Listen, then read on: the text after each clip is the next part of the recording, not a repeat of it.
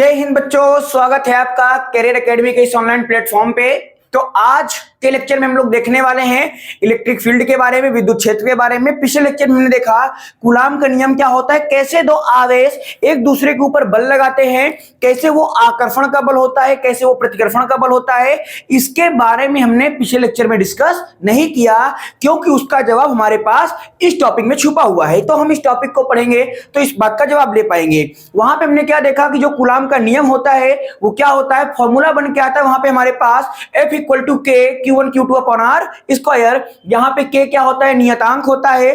Q1 Q2 क्या है, दोनों आवेश हैं। और R क्या होता है, उन दोनों आवेशों के बीच की दूरी होती है। और हमने वहां पर फॉर्मूले का जो थ्योरी वाला फॉर्म था उसको शब्दों में कैसे बोलते हैं हमने क्या देखा। कूलाम सर ने क्या बताया कि दो स्थिर आवेशों के मध्य लगने वाला जो बल होता है उन दोनों आवेशों के परिमाण के गुणनफल के अनुक्रमानुपाती होता है तथा उसके बीच की दूरी के वर्ग के व्युत्क्रमानुपाती होता है। अर्थात फॉर्मूला बन के आ जाता है F इक्वल टू के Q1 Q2 upon R square. जहां पे हमने F और R के बीच में ग्राफ प्लॉट किया था तो वहां पे ग्राफ आया था हमारे पास रेक्टेंगुलर हाइपरपैराबोला, जिसको हम लोग हिंदी में बोलते हैं आयताकार अति परवलय।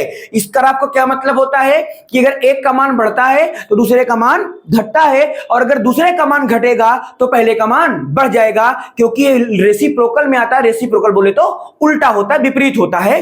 तो ये सब चीजें हमने वहां पढ़ रखी थी। वहां पे हमने ये भी देखा था कि जो बल का मात्रक होता है वो क्या होता है, न्यूटन होता है।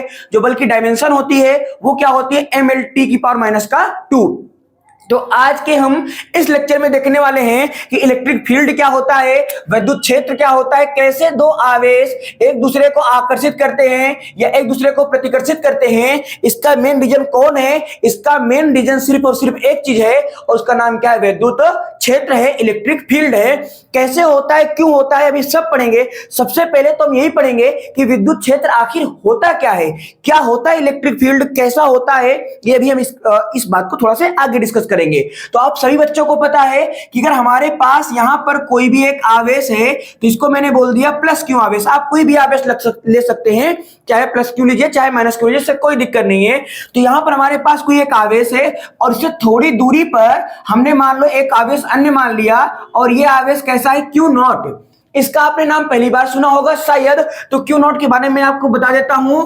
क्यू नॉट को बोलते हैं भैया जी अंग्रेजी में टेस्टिंग चार्ज बोलते हैं। टेस्टिंग चार्ज को हिंदी में बोलते हैं परीक्षण आवेश। तो इसको बोलते हैं परीक्षण आवेश। जैसा कि आपको नाम से ही लग रहा है कि इसमें टेस्टिंग आ रहा है, टेस्ट परीक्षा आ रही है। इसका मतलब कि इसको टेस्ट करने के लिए ले जाते हैं कि यहाँ पे विद्युत क्षेत्र कितना है, कैसा नहीं है, इसके बारे में डिस्कस करेंगे। तो जब मैं इस आवेश को उठा करके इसके पास लाता हूं, आप सब बच्चों को पता है कि जब दो आवेश एक दूसरे से अल्प दूरी पे रखे होते हैं तो उनके मध्य में क्या कार्य करता है, बल। तो जब ये आवेश अभी बहुत दूर है, अगर आप मानना चाहते हैं अनंत मान सकते हैं, जब इस आवेश को मैं यहां से उठा के यहां पे लाऊंगा ना तो ये क्या फील करेगा, एक बल का अनुभव फील करेगा। और उसी बल के अनुभव क्या बोलेंगे हम यहाँ पे, विद्युत क्षेत्र बोलेंगे। तो सबसे पहले हमारे पास आता है कि विद्युत क्षेत्र क्या होता है। तो बड़ा आसान सा टॉपिक है कि किसी आवेश के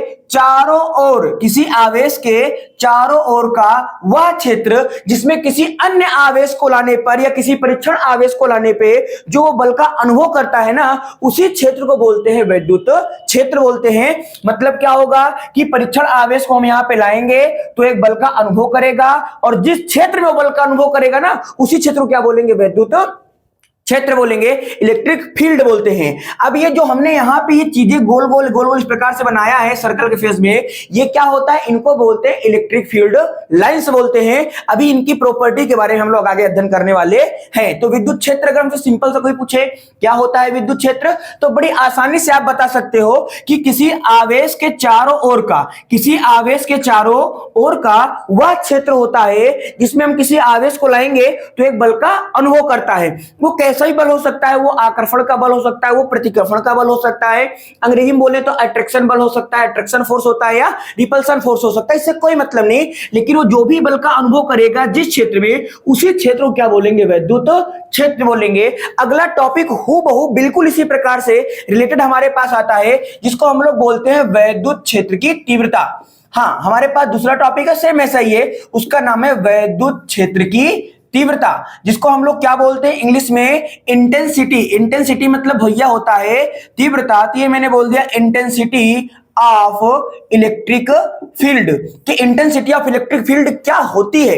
अच्छा ये बताइए जरा आप लोग, अगर ये बल का अनुभव कर रहा है तो क्या हर जगह बराबर बल का अनुभव होगा?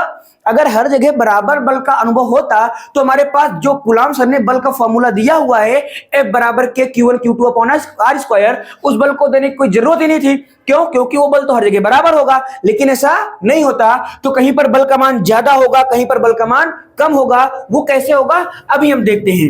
देखिए भैया, जब हम यहाँ पे किसी आवेश होगा, इस आवेश को मैंने क्या मान लिया? क्यों नॉट मान लिया।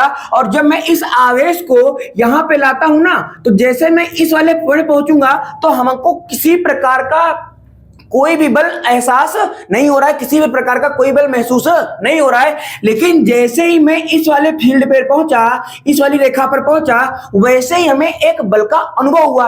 अच्छा, तो हम थोड़ा और अंदर गए, बल का मान थोड़ा और बढ़ गया, और अंदर गए, बल का मान और बढ़ गया, और अंदर जाओगे आप तो बल का मान और बढ़ जाएगा। इसका मतलब कि जैसे जैसे मैं आवेश को इस आवेश के पास मिला रहा हूं, जैसे जैसे मैं अपने टेस्टिंग चार्ज को इस, अच्छा ये वाला आवेश क्या होगा? इस आवेश को बोलेंगे स्रोत आवेश, इसको बोलते हैं मेन आवेश, सोर्स चार्ज बोलते हैं। तो इस आवेश को जब मैं इसके पास लाऊंगा तो क्या होगा कि ये बल का अनुभव करेगा। तो जो इसने बल का अनुभव किया उसको हमने क्या बोल दिया? F। क्या बोल दिया? F बोल दिया। अच्छा, और उसके बाद मैं किस आवेश को ला रहा हूं, वो आवेश का नाम क्या है? क्यों नॉट। तो जब मैं आवेश को लाता हूं उसका मान, और जो बल लगा रहा है उसका मान, जब हम क्या कर दें, बल और आवेश का अनुपात करते हैं ना, तो इसी को बोलते हैं इलेक्ट्रिक फील्ड लाइंस की क्या होगी? तीव्रता हो जाएगी। मतलब कि इंटेंसिटी ऑफ इलेक्ट्रिक फील्ड हो जाएगा। अगर हमसे कोई बोले कि इंटेंसिटी ऑफ इलेक्ट्रिक फील्ड क्या होता है, क्या होती है विद्युत क्षेत्र की तीव्रता, तो आप सिंपल सा एक जवाब देंगे, इक्वल टू होता है F अपॉन Q नॉट। अगर वो इससे भी संतुष्ट ना हो कि ये कैसे होता है, क्या होता है, तो हम क्या करेंगे, थोड़ा सा इसको हम लोग डिफाइन कर देते हैं। देखो भैया जी, फिजिक्स में क्या होती है, जो परिभाषाएं बनती है ना, वो बनती है फॉर्मूले से। जो मात्रक निकलता है वो किससे निकलता है? फॉर्मूले से। जो बीमा निकलती है किससे निकलती है? फॉर्मूले से। सवाल किससे लगता है? फॉर्मूले से। तो फिजिक्स में फॉर्मूला क्या है? रीढ़ की हड्डी है। अगर आपको फॉर्मूला पता है तो आप ये मान के चलो 90% चीजें आपको पता है। देखिए अभी सिद्ध कर दूंगा मैं इस बात को। यहां पे क्या है, हमारे पास इलेक्ट्रिक फील्ड आया, इंटेंसिटी ऑफ इलेक्ट्रिक फील्ड आया, विद्युत क्षेत्र की तीव्रता ही। हम क्या देख रहे हैं यहां पे? नीचे क्या लिखा हुआ है? आवेश। नीचे क्या लिखा हुआ है? आवेश। भैया जी, जब भी हमको किसी भी चीज की परिभाषा बनानी होगी ना, तो हम बटे वाले को क्या कर देंगे? एक। बटे वाले को क्या कर देंगे? एक। अब मात्रक सहित यहां पे क्या लिखा हुआ है? Q not. क्यू नॉट का मतलब क्या हुआ? आवेश, और आवेश का मात्रक कूलाम। तो मैंने क्या बोल दिया? एक कूलाम। एक कूलाम बोल दिया।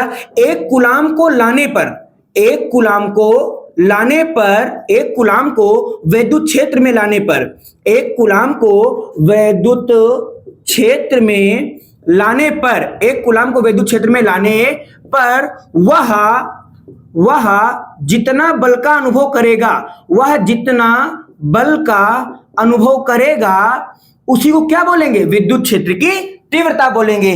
फिर से एक बार मैं परिभाषा रिपीट करता हूं कि जो नीचे वाली वैल्यू होती है ना, हमेशा, यहीं पर नहीं, पूरी फिजिक्स में जब भी आपके पास कोई फॉर्मूला है और वहां पर हमको इलेक्ट्रिक फील्ड की परिभाषा बतानी हो या वहां पर हमको उसकी परिभाषा बतानी होगी, तो जो बटे के नीचे वाला मान होगा ना, उसको क्या कर देंगे? एक कर देंगे। तो यहां पर ये परिभाषा क्या बन के आ जाएगी कि देखो, जिसे एक, अच्छा आपकी बुक में देखोगे तो आपकी बुक में लिखा होगा एकांक आवेश।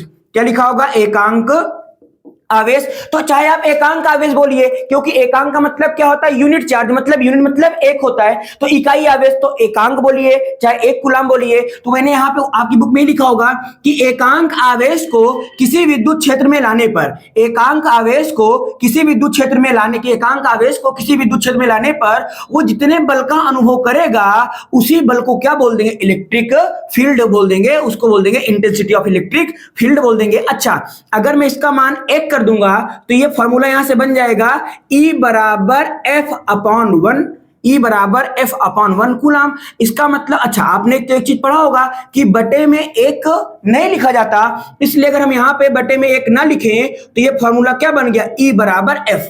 E बराबर एफ। अच्छा एक सेकेंड, ये E बराबर एफ कब हुआ? जब हमने आवेश का मान कितना लिया? 1 कूलाम लिया। तो इसलिए क्या हो जाएगा कि एकांक आवेश को अनंत से या कहीं से भी किसी विद्युत क्षेत्र में लाने पर जो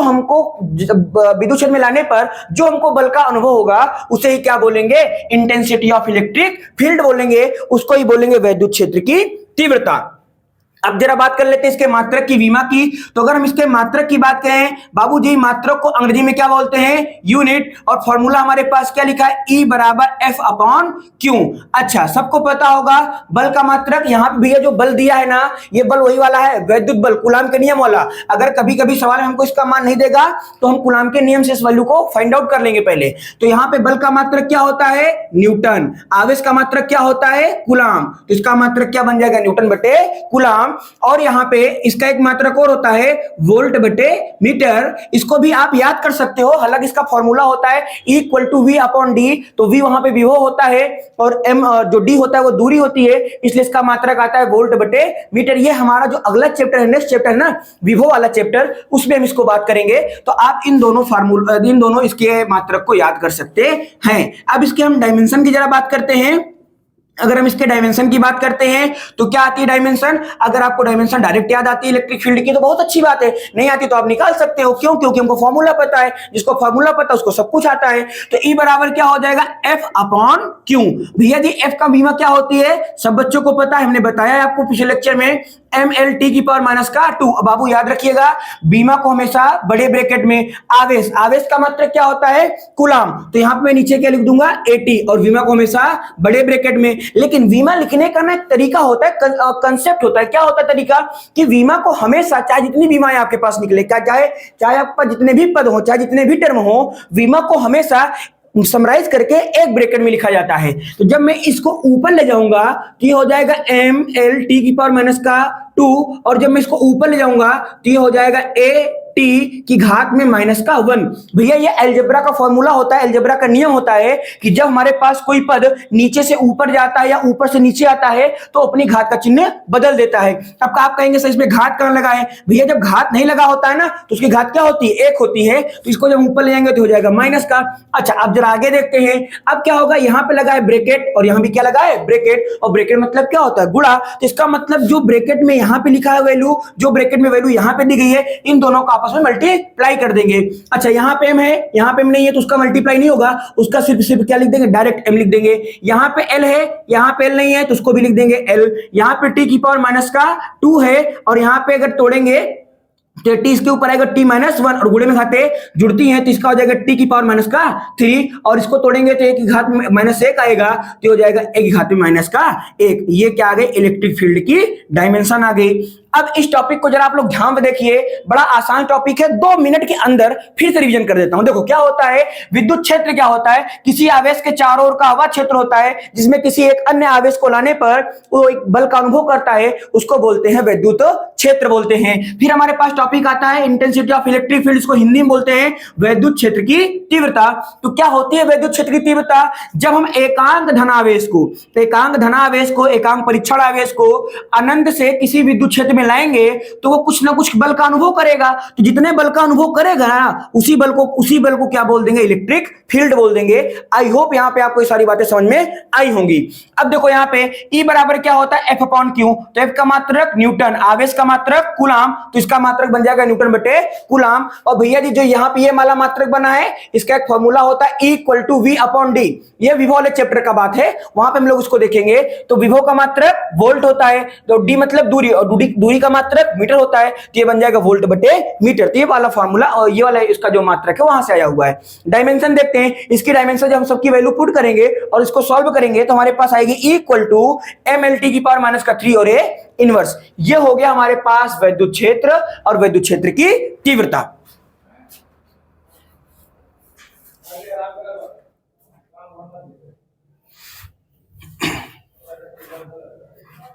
आशा करते हैं आपको ये समझ में आया होगा। तो अब आप लोग इसे रिवीजन कर लेंगे। नोट्स आपको टेलीग्राम चैनल पे, जब आप टेलीग्राम का मैं लिंक दे दूंगा डिस्क्रिप्शन में, तो वहां पे आप जाएंगे तो चैनल आपका कैरियर एकेडमी कुंडा नाम से आ जाएगा। अगर आप टेलीग्राम पे सर्च करेंगे कैरियर एकेडमी कुंडा, भैया जो कुंडा है वो हम लोग लोकल में जहां पे पढ़ाते हैं उस एरिया का नाम है कुंडा, प्रतापगढ़ यूपी में है। तो यहाँ पे इसका टेलीग्राम चैनल आ जाएगा, तो वहां से आप इसकी पूरी हैंड रिटेन डिजिटल नोट्स आप लोग वहां से डाउनलोड करके अपनी फेयर को भी कंप्लीट कर सकते हैं। चलिए, तो थैंक यू आप सभी का, और हम मिलेंगे अगले नेक्स्ट वीडियो में। तब तक के लिए आप सभी को जय हिंद।